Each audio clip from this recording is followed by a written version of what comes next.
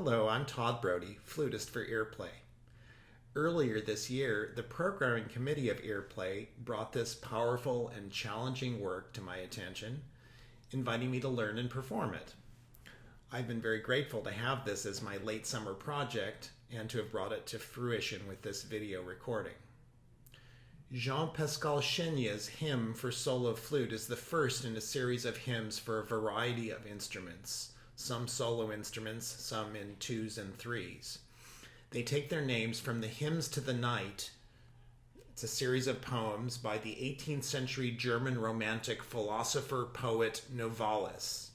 Chaigne writes, "Beside the fascinating praise to the night and to the death-rebirth, what most appealed to me in Novalis's hymns is the way they talk to us about the very experience of the creation. How in the strictest loneliness of this transcendental night, beyond time and space, man is at the very core of the work, in its elusive infinity."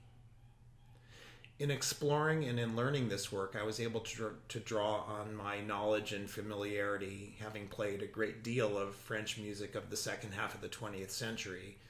I decided to approach the work through the information contained in the score and not to bring in other performances or other pieces, just to work with Chaigne's score itself.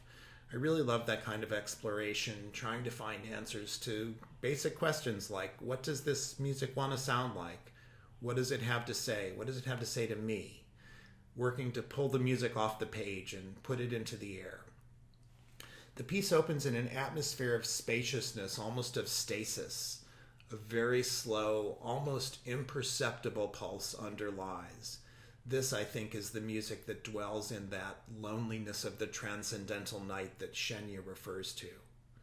The opening tempo returns 3 more times in the piece, each time with an increasing level of activity. The bulk of the piece is in a scherzando-like 3/8, with varying kinds of kineticism, including extensive use of trills and mordents, fluttertongue, and glissandi. In addition to these kinetic episodes and the very short, spacious ones, there is also a short section around the middle of the piece that is in yet a third tempo and has a flavor all of its own, characterized by a focus on repeated pitches and on atmospherics created by tremolos and flutters.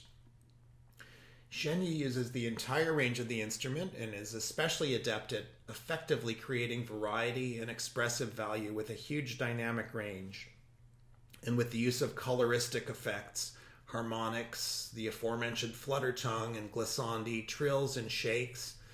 I was challenged by and ultimately delighted by the process of incorporating all of those elements into a coherent musical line. I've been fascinated for a long time too by what I've come to think of as the use of momentum or sense of direction as an expressive tool in writing music. In Chaigne's hymn, there are times when the rhythmic notation almost obscures any sense of place. It hides the pulse feeling with gaps and with frequent shifts of rhythmic subdivisions. And then the pulse comes back to the forefront, often in a headlong rush to a musical peak. You'll hear those. They create deeply satisfying moments when Chaigne's musical worlds coalesce from the murky void into something exciting and wonderful. Humanity, as Chaigne puts it, in all of its elusive infinity, can be found here. I'm looking forward to performing this work in real time and in a room containing, I hope, some of you. In the meantime, I sincerely hope you enjoy Jean-Pascal Chaigne's Hymn I for solo flute.